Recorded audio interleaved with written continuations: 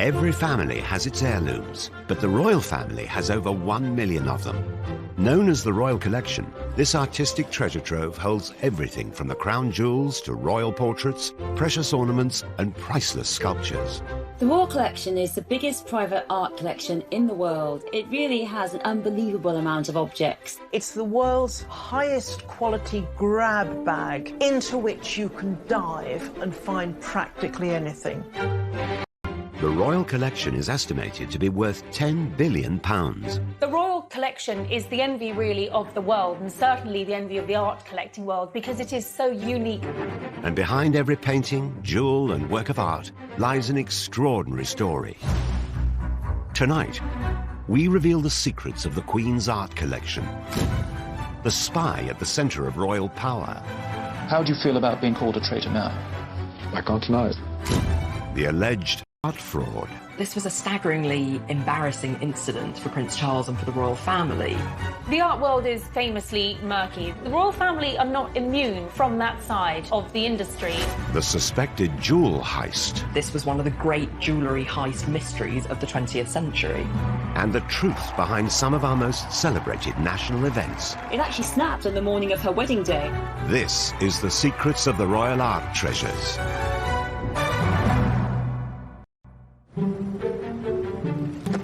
Behind palace doors, largely hidden from view, lies one of the royal family's most magnificent assets, the Royal Collection. We often quantify the Queen's huge wealth in terms of palaces, but we mustn't forget the Royal Collection. There's 1 million objects. It's valued at 10 billion. The Royal Art Collection holds a vast range of items that includes much more than just paintings. The Royal Collection is one of the largest and most important collections of art in the world. Drawings, paintings, sculptures that form part of this collection, and they are spread around 13 different residences, including Buckingham Palace and Holyrood House at Edinburgh. With some 7,000 paintings, a vast number are royal portraits. And one face appears time and time again. Our Queen, Elizabeth II. More than 100 artists have painted the Queen, of course. But very often, the occasion for a portrait, whether painted or photographic, has been some memorable occasion. Right through from the coronation through to the Queen's 80th birthday to the great Jubilees. By sitting for a portrait, the Queen is making herself accessible to the public. So I think it is another way of the monarch. Elizabeth, your undoubted Queen. One of the most iconic of these images captures her on the day of her coronation in 1953. The photo was taken by renowned society photographer Cecil Beaton.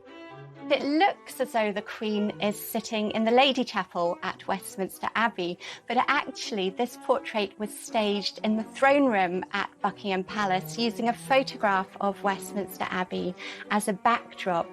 And that really underlines that element of theatre that is always part of royal portraiture and pageantry. It's this young, glamorous Queen in her full robes, but Cecil Beaton wrote about her purity of expression. When our Queen took the throne, the nation was recovering from the aftershocks of World War II. Rationing had only just ended, and the bitterness over the abdication crisis of 1936, when Elizabeth's uncle Edward VIII renounced the throne, was still very raw. I have found it impossible to carry the heavy burden of responsibility. The monarchy needed to project an image that spoke of a new start. Beaton really captures that sense of optimism for the future, I think. There's also a sense of her steadfast gaze out of the frame of the picture, looking towards the future. Cecil Beaton's iconic photo was a masterclass in royal PR. The monarchy's power and majesty is reinforced in every detail of the photo. Everything about the picture is symbolic. She's wearing the imperial state crown. In her left hand, she holds the orb, and in her right hand, the scepter with the cross. She's sitting so poised and alert right at the centre of the picture. And the way the robes fall around her, they create this very stable pyramid in the picture, suggesting perhaps the stability for the country of the arrival of this new monarch. An official digital painting or photo of the Queen has been added to the royal collection at regular points throughout her reign.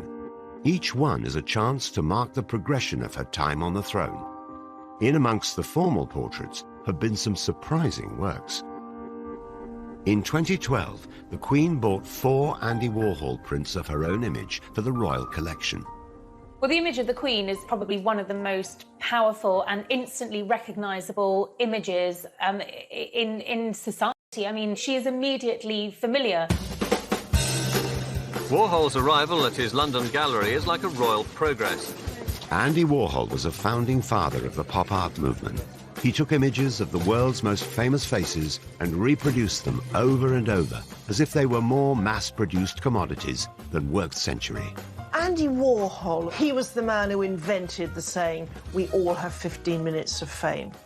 In the Queen's case, it's an awful lot more. I think what he's trying to convey here is what happens when you repeat an image so many times, that the way the public engages with these famous figures is more with the trace of the person or the idea of what they represent rather than the real person underneath.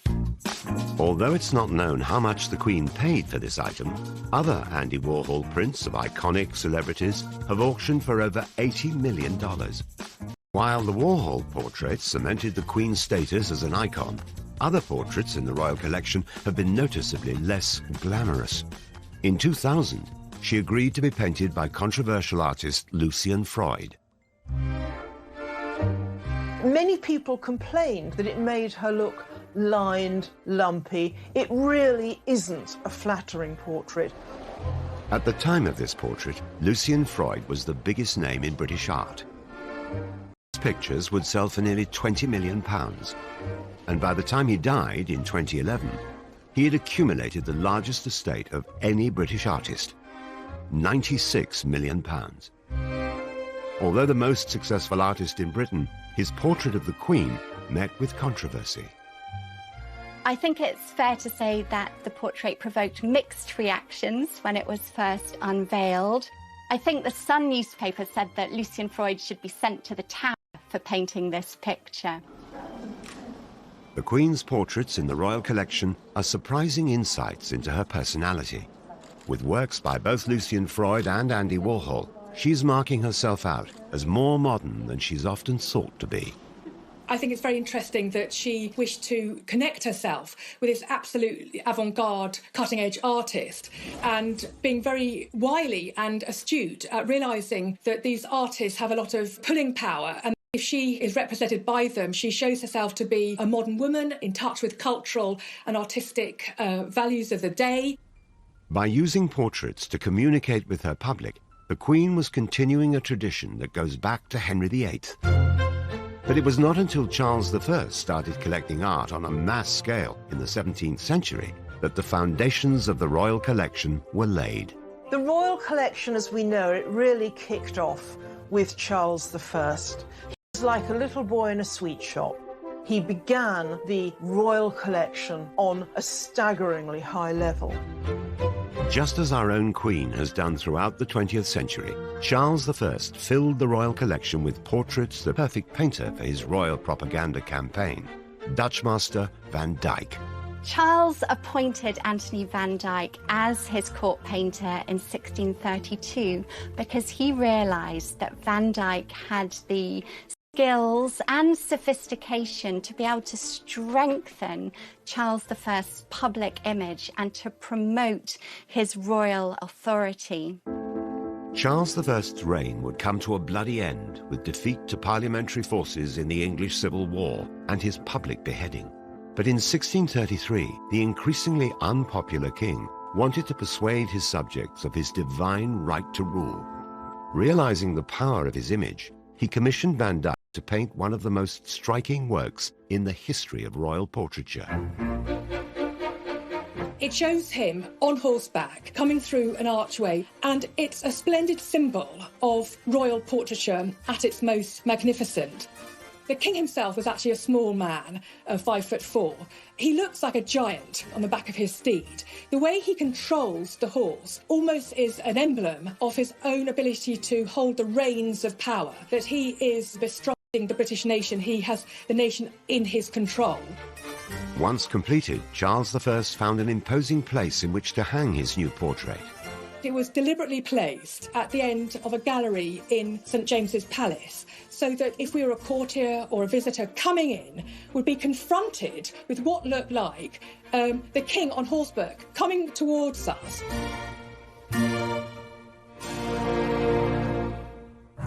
Like those who went before her, our Queen continues to connect with the British public through the images she commissions of herself.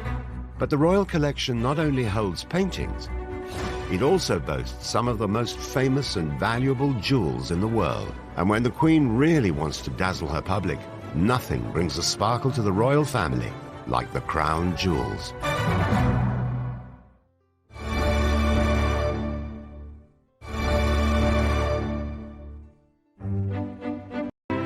The Queen's artistic treasures, known as the Royal Collection, form the largest private art collection in the world. Many of these some 1 million items are publicly displayed at Buckingham Palace and galleries around the country. Yet the collection's most iconic items are kept deep inside the Tower of London. It is here that the Queen's most cherished artifacts are guarded, the crown jewels. The crown jewels must surely be among the most dramatic, visible signs we have of our history. For almost a millennium, the Tower of London has been considered the safest place. Staggeringly valuable, staggeringly impressive collection. The crown jewels are the items used by the monarchy in sacred and historic ceremonies, most notably the coronation. The crown jewels really are the most powerful symbols of British monarchy. Often called the regalia, made up of entirely different objects. There's 143 of them, I believe. Crowns, sceptres, plates, spoons, trumpets, all of them are encrusted with these incredible stones. I mean, you never see such big diamonds and pearls and rubies. They almost look so big that you think they have to be fake, they're so huge. There are nearly 23,000 individual jewels embedded in the regalia of the crown jewels. Each one adds something different to the crown jewels, not only in terms of the value of the stones themselves, but the symbolism and the history and the culture of the jewels themselves. With some of the largest and most valuable stones in the world, debate rages over the value of these historic items. What is the value of the crown jewels? That is a very interesting concept. Do you value it on the commodity itself, or the addition of the cultural history? It's priceless. I mean, if you saw one of those jewels on the open market, you'd immediately know and you'd tell the Queen. But there's some estimation that they could be worth 5 billion. So that's an incredible sum. Every year, 2.5 million visitors see the crown jewels in one of the most heavily guarded locations in the capital, the Tower of London's Jewel House. The chances of stealing these are very slim indeed. There is a round-the-clock protection operation that includes 22 guards, 100 security cameras, bomb-proof glass, which means you simply cannot get through to get those jewels. Of all the regalia on display, it is the crowns that generate the most fascination. The crown jewels has 3 main crowns: St Edward's crown, the Imperial State crown, and the Queen Mother's crown. And the 2 that our Queen wears are St Edward's crown and the Imperial State crown. The last and grandest symbol of all is the crown of St Edward. The St Edward's crown was used to crown the Queen in the historic coronation ceremony of 1953. So the St Edward's State crown has the arches. It is the heaviest. It weighs a whopping 2 kilograms. So when you're sitting there waiting to be crowned and 2 kilograms comes onto your head, it takes a lot of practice. In fact, the Queen practiced very diligently for her coronation, putting books on her head, really to practice what it would be like to carry 2 kilograms of jewels on there. Although St Edward's crown is the most symbolically important of the 3 in the royal collection, it doesn't hold the most valuable stones in the crown jewels. And it doesn't have the gigantic diamond or a gigantic ruby that the Imperial State crown has, or even the Queen Consort's crown, the Queen Mother's crown. It can be had, we believe, for a bargain price of 32 million. Once the Queen's coronation ceremony was completed in Westminster Abbey, St Edward's crown was exchanged for the lighter but more valuable Imperial State crown. The Queen now wearing the imperial state crown, leaves the chapel to the strains of the national anthem. Which is probably the most instantly recognisable crown. It is the one that the Queen wears every year for the state opening of Parliament. My lords, pray be seated. It has some 2,868 diamonds and weighs over a kilo. And the Queen has said that you actually can't look down while you're wearing that crown because it is so heavy to wear. So when you see this thing actually moving, it's a shimmering mass of light with all of these major stones set within. The third crown in the royal collection is not actually worn by the Queen. Known as the Queen Mother's crown, it was made for Queen Elizabeth, consort of King George VI and mother to our current Queen. The Queen Mother wore it for the 1953 coronation. Since then, it's only been used in a royal ceremony once. When the Queen Mother died, it was placed on her coffin, and it won't be worn again until we have another Queen consort. And that will definitely be Princess Catherine, who will become Queen Catherine next to King William. And will it also be worn by Camilla? Will she be crowned with Charles? The current approach of the royal family is that she will not be Queen Consort, she will not be crowned, her title will be Princess Consort, but we shall see. The crowns may be the most symbolically important items in the royal collection, but it is the jewels encrusted on each one that really dazzle the crowds in the Tower of London. The royal family owns some of the most splendid, extraordinary and expensive jewels in the world. And those sparkling diamonds, one of which is worth £400 million on its own that sits in the sceptre, I think really represents the splendour and the glamour and the wealth of the royal family. Known as the Cullinan One, this stone is the largest clear-cut diamond in the world at 530 carats. The Cullinan One is a remarkable stone. It's almost flawless. It's a beautiful white, transparent stone, pear-shaped. The Cullinan One still remains the most supreme white diamond in the world. The Cullinan One was cut from a vast stone found in South Africa in 1905. This diamond, the largest ever found, yielded three other jewels, the Cullinan II at 317 carats, found in the imperial state crown, and the Cullinan III and IV, turned into experts. The true value of the four Cullinans lies elsewhere. I think the real value lies in how they're tied with British history and how they have shaped our history and our culture. And so I think it'd be a very difficult thing to actually value. Although each jewel holds a unique story, many have controversial provenance. The Koh-i-Noor diamond that sits in the Queen Mother's crown has a particularly checkered history. Although its origins are unknown, it was in the possession of rulers based in South and West Asia before coming into Queen Victoria's possession in 1849, when the British East India Company defeated the Sikh Empire in Punjab. It's very strongly felt that it was not bought and not obtained fairly. It was obtained under the force and oppression of empire. And therefore, the governments of India, Afghanistan, Pakistan and Iran have claimed it and said it is theirs. And so far, the British government have refused to give it back and said it belongs here. Unlike the Koh-i-Noor, the discovery of the Cullinan is very well documented. It was found at the Premier Mine, owned by South African mining magnate Thomas Cullinan. This was probably the greatest historical find of any gemstone in the whole world. A worker was looking at the surface dumps and found glinting in the wall this huge crystal. Took this out of a pocket knife, took it up to the mine office and weighed it and studied it, and they had in their hands the largest diamond ever found at 3,106 carats. Absolutely incredible. Preparations were made for the stone to be transported to Britain, where Thomas Cullinan's agents would put it on sale. And then once it was going to be shipped by boats to England, a replica was made, and the actual real stone itself went via just normal post, in the post, and the actual replica went in a special armed guard as a decoy stone. The stone went on sale, but due to its high price tag, remained unsold after 2 years. It was eventually purchased by a South African politician and gifted to King Edward VII in 1907 as a symbol of unity after the Boer War. The stone was then transported by train to Sandringham. It had its own first-class carriage with the Royal Detectives. The head of Scotland Yard took it to King Edward VII, and the rough stone was gifted to him on his 66th birthday. With the largest rough diamond in history be at his disposal. The king now had to decide how to cut it. Diamonds are very strong, and so they had to find a person who would, be very careful and not damage the stone in any way. And so the great company, the celebrated company Ashers of Amsterdam, were appointed to cut this stone.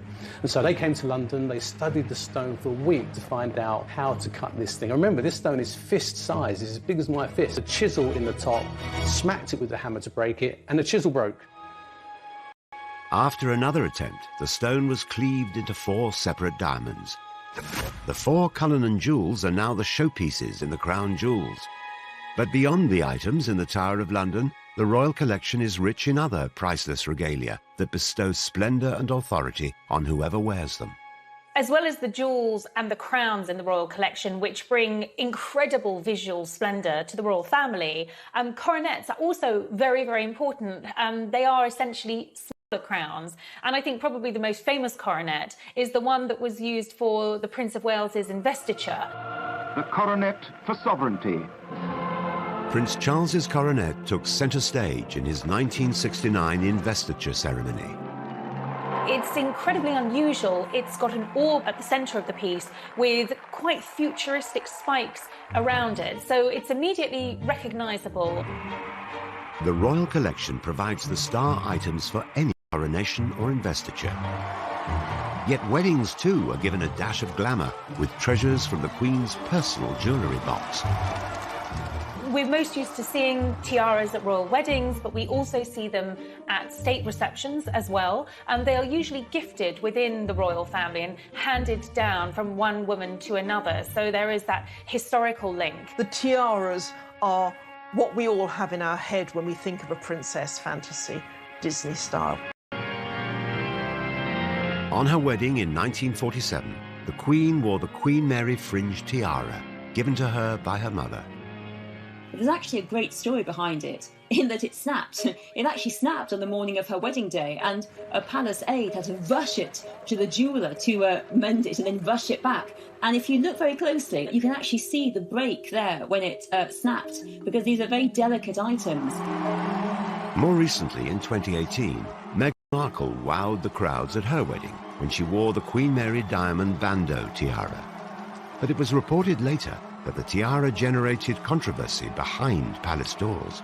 Meghan had actually set her sights on another tiara from the royal collection, which wasn't deemed suitable because it allegedly had stones from Russia, which wouldn't have been suitable for a royal wedding. It has been speculated that Meghan's first choice was the Vladimir tiara, an item thought to have joined the royal collection after the Russian Revolution in 1917. Encrusted with emeralds, rather than the more common diamonds, it could have been an unusual choice for a wedding tiara.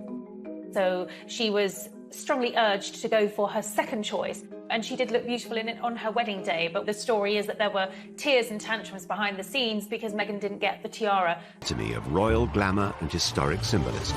But the extraordinary riches held by our monarchy are not only used to dazzle the public, because when Great Britain really wants to impress a visiting dignitary, there is nothing more thrilling than the treasures of the royal collection.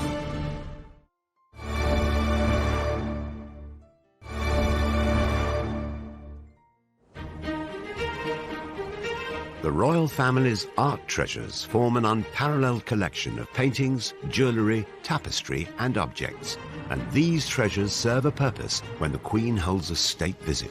The Queen normally hosts about 2 state visits every year. A president or a king or a queen comes from a different country, and a very central moment of this is when the Queen takes the head of state on a personal tour of the royal collections, and they will see the treasures, and they very often are shown various items that refer to their country. The director of the royal collection will draw up a list in conjunction with the librarian who's based at Windsor Castle, and they will then draw up a list, pass it on to the Queen, discuss with the Queen, because obviously you don't want a vast array of items, but enough to whet the appetite of the visitor, just to give them an idea of what the royal collection has and what it's all about. When the Obamas came to visit, they were shown a first edition of the book, Birds of America, which I think the value on the open market was something like £11 million. They were shown a first edition of Harriet Beecher Stowe's Uncle Tom Cabin. signed by the author, which, you know, has particular relevance for the first black president. And the Queen, apparently, she herself is very up on the artifacts around the paintings at Windsor. She, after dinner, will often take visitors on a tour, telling them exactly what they're looking at. A state visitor is not only shown the treasures of the collection, but they'll also get wheat from one of its finest items. A state banquet is a glittering occasion, and a lot of that is due to the incredible dinner service. And this is George IV's dinner service. It's silver and gilt, and it's just gigantic. 4,000 items. Took 25 years to assemble. And when the full banqueting table is unleashed, it can seat 160 guests.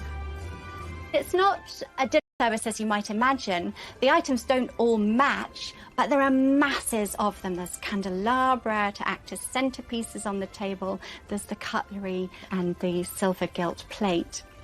It takes 3 days to lay the table. Even its own set of butter molds, and is the legacy of George IV in the 19th century. George IV was a great spendthrift. He didn't care whose money it was as long as it wasn't his. The government were concerned that there was no heir, and they felt that he should get married and produce an heir. And he kind of blackmailed the government because he was in such debt. He said, OK, I'll get married, but you've got to pay my debts first. So the government paid his debts. He got married. He didn't like his wife, and he went back on a spending spree again. And a lot of what we see in the Royal Collection today is as a result of George IV's spending spree. A state dinner takes 4 months to prepare and is ultimately overseen by the Queen. The state visit is very important to the United Kingdom because it's about relations, it's political relations, diplomatic relations, and hopefully trade relations. And the Queen really does put on a tremendous show. And because she puts on a tremendous show, because there she is, she's head of state of the UK, and she will go and inspect it a couple of hours before the dinner actually takes place. If something is out of place, she'll say it's out of place, and she has a very keen eye for perfection. And after dinner, the Queen has also been known to give her guests a guided tour of some of the old masters that hang in the palaces. The Queen knows more about every item than any tour guide. But I don't know if we really have the feeling that she has a huge personal interest in art, except perhaps as it shows horses. What sort of art does the Queen like? Well, I suppose first coming to mind are horses. Yes, she loves horses, she loves dogs, she likes people as well, and not necessarily in that order. The Queen doesn't profess to be an art aficionado or an art historian. It's the old cliché, isn't it? She likes what she likes. Perhaps some of the greatest collectors of more recent times are Queen Victoria and her consort Prince Albert, who added their treasure to the royal collection. I think Victoria and Albert, part of their relationship was entwined through art. So I don't think you can put enough emphasis on the fact that almost art was the glue that forged their love between themselves. So they both loved drawing and etching. They both visited exhibitions together. They both sat for portraits and photographs. Queen Victoria and Prince Albert shared a great enthusiasm for art, and they would often exchange artistic gifts on occasions such as birthdays and Christmas. Prince Albert especially was very knowledgeable. We owe a lot to Prince Albert. One of Albert's big things was education. His legacy, in a sense, is what's been called Albertopolis, the complex of museums in South. Began putting things together so that the British people had a chance to see more of what the British monarchy were viewing every day. Victoria's choice of art at times reveals the passionate relationship that the couple enjoy, such as Florinda by German painter Franz Xaver Winterhalter. This is a painting that Queen Victoria bought for Prince Albert's birthday in 1852. And if you think of our slightly buttoned up, straight-laced idea of Queen Victoria, this picture looks rather surprising. Queen Victoria is the monarch who famously, when she visited the V&A Museum, they had to go around and put fig leaves on all of the sculptures. And what you're looking at here is a picture based on a story of the Princess Florinda, and she's gone out to bathe in a pool close to her castle in Toledo with her maidens, and all of them are in varying degrees of undress. Now, what Florinda doesn't know is that the young Rodrigo is spying on her from behind the bushes. And the story is that Rodrigo fell in love with her so passionately. He then seduced her, which made her father, the Count, so angry that he actually went out and encouraged the Arab invasion of Spain. And during the battle, Rodrigo was killed. What I find very interesting is that this painting was chosen to hang in Osborne House, the most intimate of the royal residences, over their working desks where Victoria and Albert would do their paperwork. And so it was an image that they would both be enjoying on a daily basis. And I think being such an essential image of semi-clad women says quite a lot that they chose that in their private working space. We know that they had a very loving and close relationship. Queen Victoria can't have been a prude. She had 9 children with Albert. Victoria and Albert always gave each other special Christmas presents. One year, the Queen commissioned Edwin Landseer to paint a portrait of Albert's dog, Eos. Edwin Landseer was Queen Victoria's favourite artist, and he even gave the Queen drawing lessons. He was particularly celebrated for his portrayals of animals. The painting of Albert's dog Eos is a quite distinctive element in the royal collection because it shows this beautiful dog that Albert loved to bits. In a way, it's almost a portrait of Albert because it shows the dog standing by certain items of clothing of the princes, his hat and cane. It also is very affectionate, and these qualities of love and commitment were qualities that obviously he showed to not only his wife but also the British nation. Landseer's paintings have been known to fetch millions on the open market. The value of Eos is doubtlessly increased by the significance it had for Victoria, particularly after Albert's early death from typhoid at the age of only 42, leaving her a widow for the next 40 years. The Royal Collection also holds special mementos of the other great loves in her life, her 9 children. In the collection at Osborne House is a remarkable group of marble sculptures. They're based on plaster casts that were taken from her children as they slept. Queen Victoria kept these marble sculptures in her private apartments at Buckingham Palace. I think it tells us quite a lot about her love of her family and the fact that she wanted to project an image of a loving mother. Under Victoria and Albert, the Royal Archives also began to burgeon with a new form of art, photography. The Queen and her husband understood that the power of their image would be crucial to the success of Victoria's reign. And what Albert and Victoria did in particular was they presented themselves as the model family, the perfect family, mother, father, children. But also, I think because of the Reform Act, because of the greater basis of middle-class power in terms of voting that was having power in the country, Victoria really is catering to a middle class, and that very much is presenting herself as quite an ordinary, humble-looking family. Like these portraits in which Albert and Victoria are just looking like they're chatting in Windsor Castle, in which Victoria looks like any Victorian mid-century housewife. She's got a very ordinary outfit on. They look like any ordinary couple, which was really quite revolutionary at the time. Every king normally has himself painted in bling or intimidating, and here's Victoria looking like anyone's next-door neighbour. Like Victoria before her, our current Queen is now the custodian of the Royal Art Collection, which has grown to become one of the largest in the world. But it is a collection that has not been without its scandal and betrayal. How do you feel about being called a traitor now? I can't deny it. And the family's treasures have also been a target for theft.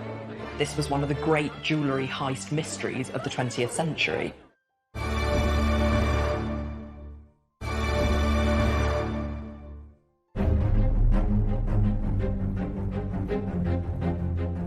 The Royal Collection is one of the largest art collections in the world, made up of an estimated 1 million objects.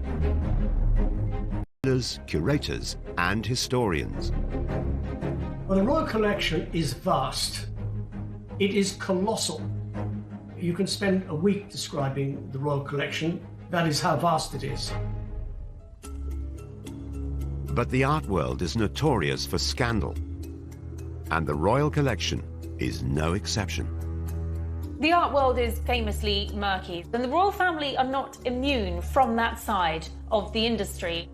Most recently, Prince Charles came very close to having his fingers burnt when he agreed to take on 17 paintings from billionaire James Stunt, who was the ex-husband of Petra Ecclestone, and he had offered these paintings to the Prince of Wales. They ranged from Picassos to Dalis, and the Prince of Wales loved them, thought they were fantastic, wrote to James Stunt thanking him for the very kind loan, and actually hung these paintings at Dumfries House. The paintings were estimated to be worth over £200 million, but their real value turned out to be rather less. The problem was that it turned out that 4 of the 17 paintings were actually fakes. There was a Picasso, in quotes, a Picasso, a Chagall, a Dali, and a Monet water lily painting, which were clearly fakes. So this was a staggeringly embarrassing incident for Prince Charles and for the royal family. The story broke and was even more embarrassing when it was announced that a very famous art forger in America, a man called Tony Tetreault, who still makes copies of paintings today, admitted that he had made these pictures at his kitchen table in California. James Stunt has since denied any wrongdoing and told the media that all his art is genuine. The controversy led Prince Charles to immediately remove all the artwork from Dumfries House. It's not unusual at all for works to be loaned all over the world, often on long term for many, many years. But I think when you insure 4 paintings like these, you've really got to know that you're dealing with the real thing, and that the person who they've been loaned from is a reliable and safe pair of hands, a serious collector. Charles's brush with illegitimate art wasn't the first time that the royal family or their collection of treasures had been dragged into a scandal. Over 80 years ago, Edward VIII was believed to have taken jewels from the royal collection as a gift for his lover, Wallis Simpson. She was a woman who loved jewels. She had wonderful taste in jewels. She had this amazing collection that was worth millions and millions, absolutely incredible collection. I suppose Edward thought it was fine to give jewels to woo Wallis because she'd be the queen, but as it turned out, she wasn't the queen, and... 46, the controversial former monarch returned to the UK with his wife for the first time since his infamous abdication. But in mysterious circumstances, all of Wallis Simpson's jewellery, including the jewels from the royal collection, disappeared. They went out for the evening to the theatre, and Wallis Simpson was specifically asked beforehand would she like to pack away her jewels in a strong box, and she said no, it's fine, they're fine as they are. But lo and behold, when they came back that evening, they found that a small box of jewels had been stolen. But the mystery deepened immediately because there was a string of pearls belonging to Queen Alexandra that was found on a local golf course. And immediately there were conspiracy theories all over the place. It really all seemed a bit suspicious. Was it someone in the royal collections trying to steal the jewellery back? Or was it Edward himself trying to do some kind of insurance job? If you're going to steal all that kind of jewellery, you would expect it to be immediately broken down, sold off, not end up in a golf course somewhere. Despite an arrest for the theft being made in 1947, millions of pounds worth of Wallis Simpson's jewellery was never found. This was one of the great jewellery heist mysteries of the 20th century. But the biggest scandal to hit the royal collection wouldn't be fake art or a mysterious disappearance. It would turn out to be the man in charge of the entire collection. After the Second World War had ended, the Queen's father, King George VI, employed art historian Anthony Blunt as surveyor of pictures and in charge of the royal collection. Anthony Blunt does fit in to a long line of royal servants, but those who have been particularly associated with art. He was a great art lover, and he really was devoted to the art collection. After Elizabeth succeeded her father to the throne, Anthony Blunt continued in his role, curating and maintaining all of the Queen's art. And in 1956, he was rewarded with a knighthood. He was a very effective and very talented member of staff. What is historically the most interesting? Well, I suppose really the three heads of Charles I, which was executed for Charles I and was to be sent to Rome. Whilst the art Anthony Blunt collected was authentic, his own identity turned out to be illegitimate. What the general public didn't know is that Anthony Blunt had been one of the Cambridge spies during World War II. He was involved in very serious spying, and yet it simply wasn't known. In 19spy, alongside Donald Maclean, Guy Burgess and Kim Philby, together they were considered among the biggest traitors in British history. 3 of the spies had already defected to the Soviet Union after their cover was blown. But Blunt managed to keep his identity a secret, even from the British monarchy. Man never had any access to any official secrets or any documents. All that he had access to was in the Royal Collection. But he was seen as a threat at the time of his exposure. In return for a full confession, Anthony Blunt was granted immunity by MI5, and his espionage was kept secret from the public. He continued to work for the Queen as her surveyor of pictures until his retirement 10 years later. Amazingly, after this discovery, of which the Queen was told about, Anthony Blunt was allowed to continue working at Buckingham Palace and continued his relationship with the Queen, all the while knowing, both him and her, that it had been discovered that he was in fact a spy. Many spies were executed after the war, but Blunt certainly got away with it. The shocking secret remained under wraps until 1979, when Anthony Blunt was exposed by Margaret Thatcher in the House of Commons after she evoked her parliamentary privilege to reveal his true identity. Parliamentary privilege means that a MP can say something in Parliament without being sued. Mrs. Thatcher actually said it, that Anthony Blunt had been a spy against the British interest, and therefore it was really strongly felt that he simply shouldn't have a knighthood. How are you feeling just a moment? Just turn around. John Cairncross would later be uncovered as the 5th and final member of the spy ring. But the discovery of Anthony Blunt, who had worked for over 20 years alongside the Queen, remains the most shocking. After 1964, you were still working with and for the royal family. How did you reconcile that with the fact that you are a traitor? I felt that I'd been given a job to do, and I felt I could go on doing it for the Royal Collection. When you made your confession, did the Queen know? Well, this is a question again which I would rather not discuss, because my information is, so to speak, if not second-hand, it's rather vague. He lost his knighthood, and he lost his job, and he died a lonely, broken old man. How do you feel about being called a traitor now? I can't deny it. Away from scandal and upset, the Royal Collection remains as popular and fascinating as it did hundreds of years ago. But which of the million pieces of art is the most valuable?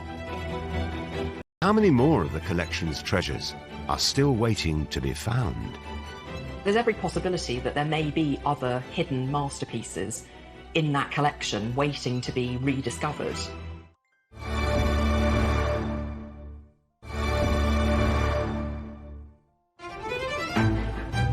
Hidden within the royal palaces are some of the most valuable and unusual pieces of art ever to have been made. The Royal Collection actually holds one of the most extensive collections of Fabergé objects anywhere in the world. There are around 600 objects, and that ranges from the famous Fabergé eggs through to flowers, commemorative plaques, jewellery, boxes. Some of these treasures, made by the jeweller Carl Fabergé, were gifts that the Russian royal families would give each other for Easter. The enthusiasm for Fabergé pieces was soon taken up by their British royal cousins. One of the starting points for the Royal Collection of Fabergé was a commission made by Edward VII as a Christmas present for Alexandra sometime in the 1900s. And what it is a collection of carved hard stone figures of animals that were in the royal farm at Sandringham, carved from all sorts of different stones, wonderfully skillful pieces of craftsmanship. Semi-precious stones themselves, but perhaps a little garnets or rubies inset for eyes and things like that. And they must have been a charming present to receive. But maybe the most iconic of the Queen's collection is this bejeweled mosaic Easter egg, a gift given by Nicholas II, the last Tsar of Russia, to his wife, the Tsarina. Inside are images of the Tsar's children. It's absolutely one of the masterpieces. Designed by a designer called Alma Pill, who had the idea for the egg when she saw her mother-in-law working on a piece of embroidery. And that's what the egg looks like. So it's a lattice work of platinum, and into that platinum are inset all these different precious and semi-precious stones, create this wonderful image of the egg. In 1917, the Tsars were deposed in a bloody revolution and murdered in a house in Siberia. The eggs are one of the most iconic items of their rule. This one was bought by Nicholas's cousin George V in 1933 for £250. Today, it's likely to be worth several million. And the Queen showed Kate her collection of Fabergé eggs. The Duchess said they were amazing. They're amazing. These are shut in a cupboard. Nobody can afford these things nowadays. I did have an opportunity of seeing a lot of the treasures in the royal collection up close, even to the point of the egg was quite exciting. Never owned a piece like that, but holding it was quite special. Queen Mary was given the egg as a gift by her husband. Mary herself was an avid collector. Her great-grandson, Prince Charles, who is the Royal Collection's chairman, has also added to its treasures over the years. In 2015, he asked 12 artists to create portraits for some of the last D-Day veterans, a patronage that he took over from the Queen Mother. One of the artists that was commissioned was Ishbel Myerscough. So we were asked to do a painted sketch of our subjects, not finished, which is quite an odd commission to be given. So it wasn't a drawing and it wasn't a finished painting. It was a really unusual request. I think it was very clever because we weren't going to have long sittings with these men. Ishbel was invited to paint Raymond Titch Rayner, a member of the parachute regiment who'd fought at D-Day. He got shot and then travelled the 7 miles through the water to meet up with the rest of his battalion. He was an amazing man, actually. He was incredibly energetic and loved to tell me all about it. He never slumped. He kept telling me that this was a very important job and I had to do it very well because Prince Charles had asked me to do it. All the D-Day vets met at the Queen's Gallery to see their portraits unveiled for the first time. But sadly, Titch died before the exhibition opened and never saw Ishbel's work of him. Prince Charles spoke to me. He really liked painting, and so we talked a lot about that. And we talked a lot about Titch and how sad it was that he wasn't there and the amazing things that he did. Ishbel's work is now a part of the illustrious Royal Collection. It's very exciting to be part of the Royal Collection. I grew up with my father telling me about the Holbein drawings and all the fantastic things that were in the collection. And if he were alive, he'd be very excited to think that I had work in it. And I think it's very important that new work is commissioned, especially work like this, which it commemorates how the ordinary man can do something extraordinary. Titch's portrait has now joined over 7,000 paintings in the collection, which includes priceless Canalettos and one of the largest archives of Da Vinci drawings in the world. The collection is so huge that sometimes there are treasures buried within it which have remained hidden for centuries. For over 300 years, this image of the calling of Saints Peter and Andrew lay in a storeroom at Hampton Court Palace, until an Italian expert had a hunch that it might be the work of one of the world's most celebrated painters, Caravaggio. He was most famous for very dramatic theatrical effects of light, but also he was renowned because he used regular people who he met in the street in Rome for his sitters, and that was seen as completely irreligious and revolutionary. You know, here were saints and apostles and images of Jesus and the Madonna, but they were actually regular men and women just picked off the street with their rough, interesting, asymmetric faces. So that was seen as incredibly airing. The art conservation team decided to discover if the hunch was right. Could the Queen's picture be a lost Caravaggio? Conservators peeled off layers of dirt and dust. They corrected things that had been badly restored in the past. And in doing so, at the end of 2006, there was this amazing announcement. This actually is the real lost Caravaggio. And there are a number of ways that they could tell that this was the real painting, connected to Caravaggio's very specific technique. So, for example, he didn't do underdrawings on his paintings. Instead, he scored lines into the first layer of wet paint, usually using the handle of a brush. And then he painted directly on top of that. And they found that technique as they did the X-rays and they did the conservation work on this painting. This work is now one of the most treasured in the Queen's collection, with some estimates valuing the painting at £50 million. And I think it's extraordinary to think that such an unrecognised masterpiece could have been sitting in the royal collections. But of course the collection is vast. It has over 1 million objects, which includes, in the painting collection alone, over 7,000 paintings. So there's every possibility that there may be other hidden masterpieces in that collection waiting to be rediscovered. The Royal Art Collection continues to grow and is seen by millions of people each year. But how much of it was lost when tragedy struck in 1992? I had a phone call from a radio station in Berkshire saying, "Can you tell me about the fire?" And I was quite surprised. I said, "What fire?" I said, "Oh, there's a fire at Windsor Castle." The Queen was extremely upset. And who really owns the magnificent collection of masterpieces? The monarch or us? The Royal Collection has grown for almost 400 years, with many of its items on display to the public across the UK. It is part of the national heritage that we have this collection, that we are lucky to have this collection and lucky that we are able to show this collection to millions of people every year.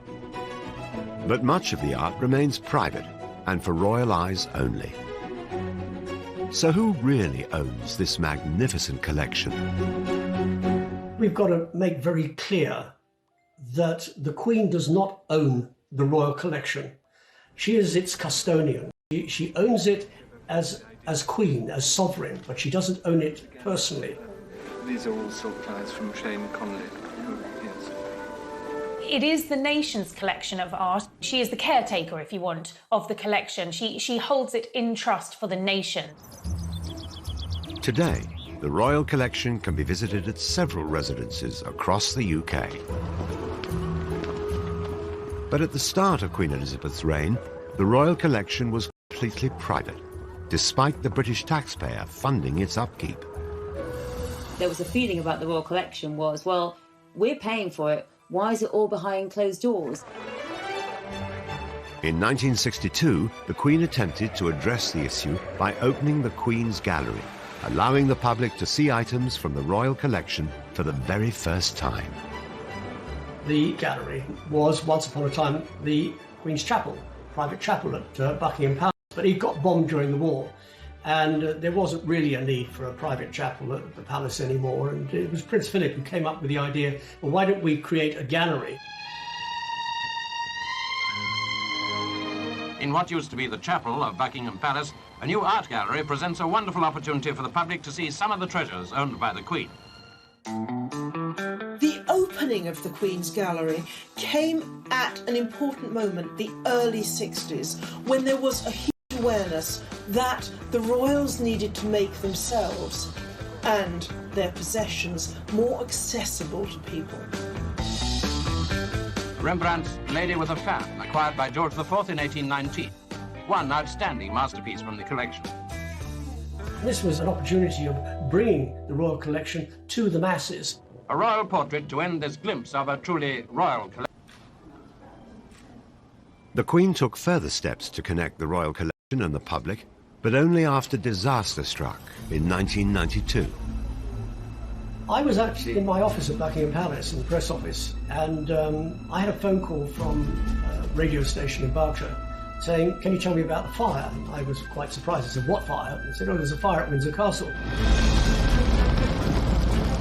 The Queen's favoured residence had been engulfed in flames after a faulty spotlight ignited a curtain. The Queen was extremely upset. Windsor has a great attachment to the Queen. I suppose it's the biggest attachment she has after Balmoral Castle in Scotland. 115 rooms in Windsor Castle succumbed to the tragic blaze, which continued long into the night. But miraculously, only 2 works of art from the royal collection were lost in the fire. But the impact of the fire on the royal collection, fortunately, was quite minimal. But the monarchy was really under the cosh because nobody knew how this was going to be paid for.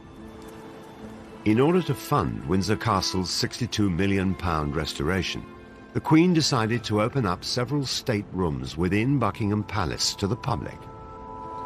And within a week, bookings for the next 3 years were sold out. Changing the guard at Buckingham Palace, always popular with tourists, but from tomorrow nearly 500,000 people will have the chance to see inside. The Queen also established the Royal Collection Trust, a charity that would ensure the upkeep of all the royal art. For just 2 months and £8, 18 state rooms are on show. The trust would be funded by the cost of admission, as well as the odd bit of memorabilia.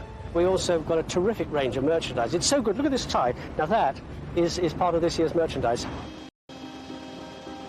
After Windsor Castle's restoration was complete in 1997, more royal residences opened to the public. Have a lovely day. Thank you. Just go to the middle doors, please. Thank you very much. And last year, almost 8 million people saw items from the royal collection. But debate continues as to whether the public should have more say in what is included in the lineup. There's always been a very delicate balance between monarchy and public, because the monarchy is one thing and the public is something else. And yes, there are those who say that it should be joined up, but how joined up should it be? The Queen has the final say in terms of what is curated for the royal collection, what goes on display, and where, of course, these priceless pieces of art are displayed. The royal collection has always been all the way back to Charles I. I think it's interesting too that living monarchs now and members of the royal family continue to commission into the collection. Prince Charles particularly, who's always had a great love of art and architecture, has commissioned a number of works. It's brilliant. I think that really reiterates the point that the royal collection is a living, breathing collection. It continues to grow and flourish today. But with an already slimmed-down monarchy and an eventual changing of the guard, what does the future hold for the royal collection? I'm not sure that any modern royals are collectors in quite the way that some of their predecessors have been. Prince William started out studying art history, but art history is one field. The future of art is another. It is too early, perhaps, to know how he'll feel able to add to the royal collection. Perhaps the Duchess's interest in photography gives some clue as to a way ahead. The Duchess of Cambridge, herself an art history graduate from St Andrews University, is an... Thomas Cullinan's agents would put it on sale. And then once it was going to be shipped by boats to England, a replica was made, and the actual real stone itself went via just normal posts in the post, and the actual replica went in a special armed guard as a decoy stone. The stone went on sale, but due to its high price tag, remained unsold after 2 years. It was eventually purchased by a South African politician and gifted to King Edward VII in 1907 as a symbol of unity after the Boer War. Historically the most interesting. Well, I suppose really the 3 heads of Charles I, which was executed for Charles I and was to be sent to Rome. Whilst the art Anthony Blunt collected was authentic, his own identity turned out to be illegitimate. What the general public didn't know is that Anthony Blunt had been one of the Cambridge spies during World War II. He was involved in very serious spying, and yet it simply wasn't known. In 19spy, alongside Donald Maclean, Guy Burgess and Kim Philby. Together they were considered among the biggest traitors in British history.